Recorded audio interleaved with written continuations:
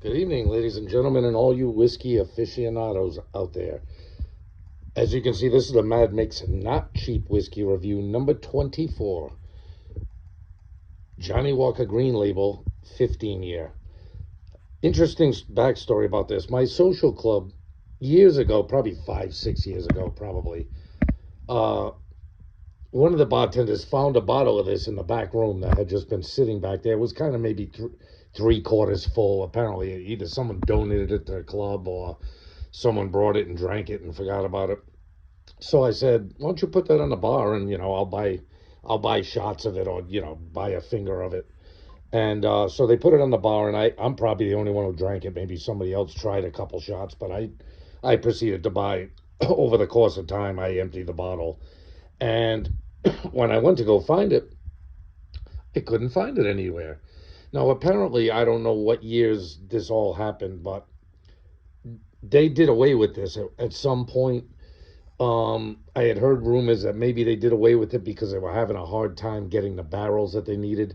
Because this is a blended malt Scotch whiskey, so there's only single malts in this blend, and they all are at least 15 years old. So this is quite a collection. And if you read the label, it's got some famous distilleries. You've got Talisker, which is on the Isle of Skye, nice smoky whiskey.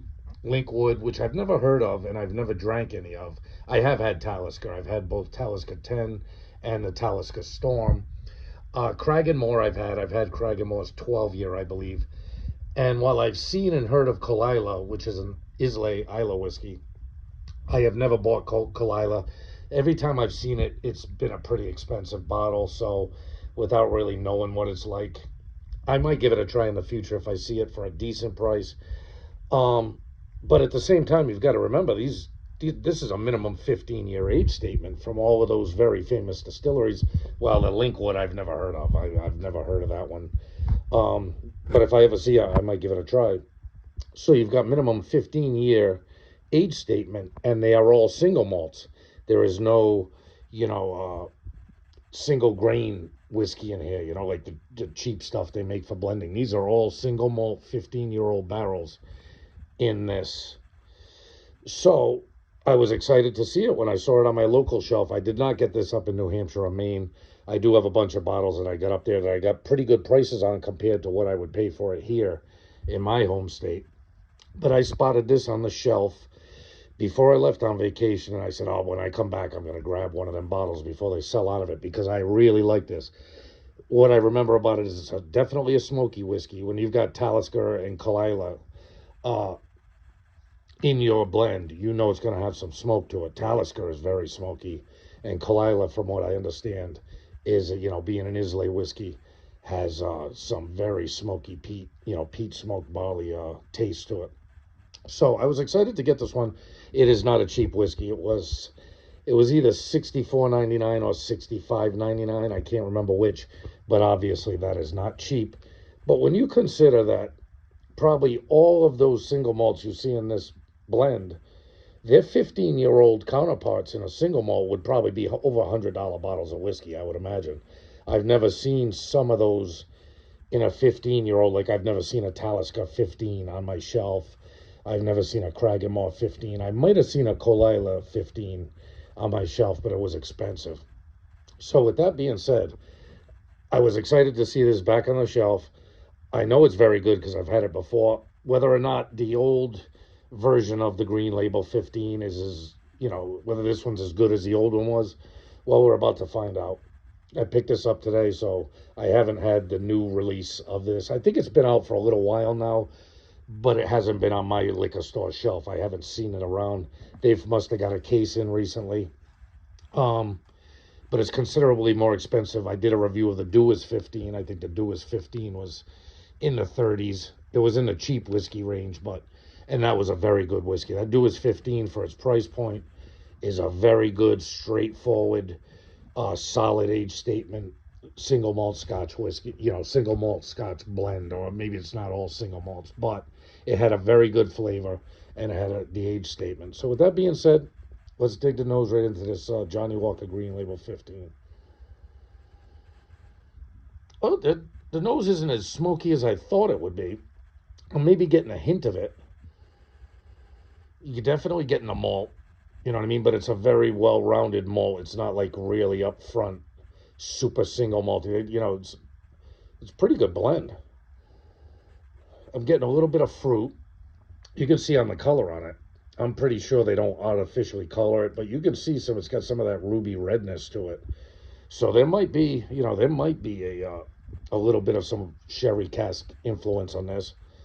Uh, I'm getting a tiny bit of fruit, not like a deep dark fruit, more like an apricot or an apple. Like a lighter fruit smell, not like a raisin or a plum. It's not that deep dark, you know, character to it. But yeah, it's a very well not rounded nose. It's not sharp. It's not jagged. You can see. Let's see if we can pick it up. Yeah, you gotta get it. It's the legs are holding on it. You can see. I mean, they're coming back down, but it's hanging around. It's got some viscousness to it. So, with that being said, let's drink it down.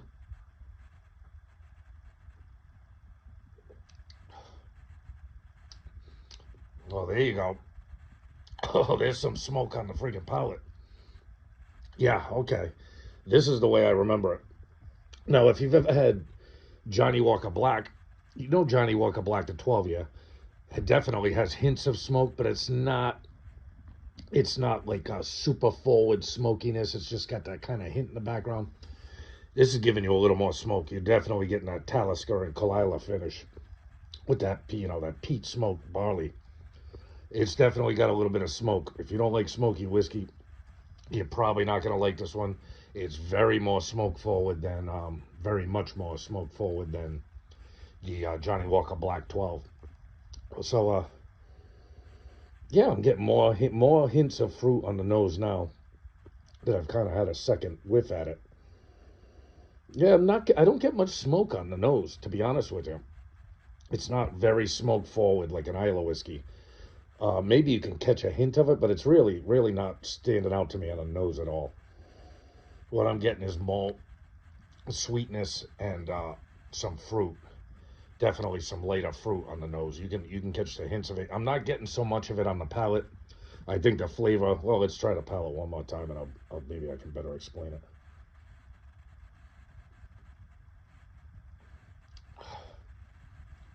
Yeah. Now the peat isn't overwhelming. I would call it a middle of the road peaty whiskey. It's not super overwhelming. I'm definitely getting some fruit on the palate now.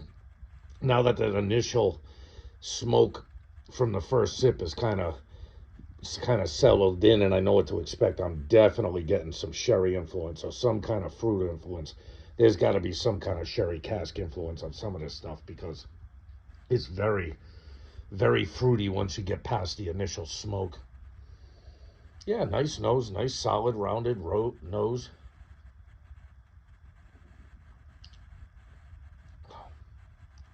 Yeah, I like it. Yeah, you're getting that smoke. You're getting more smoke on the palate. Then the fruit comes in on the middle end, and you definitely get the peppery barrel spice at the end. But this is a well-rounded, complex whiskey. I like this. It's got some character. It's got a lot of character to it.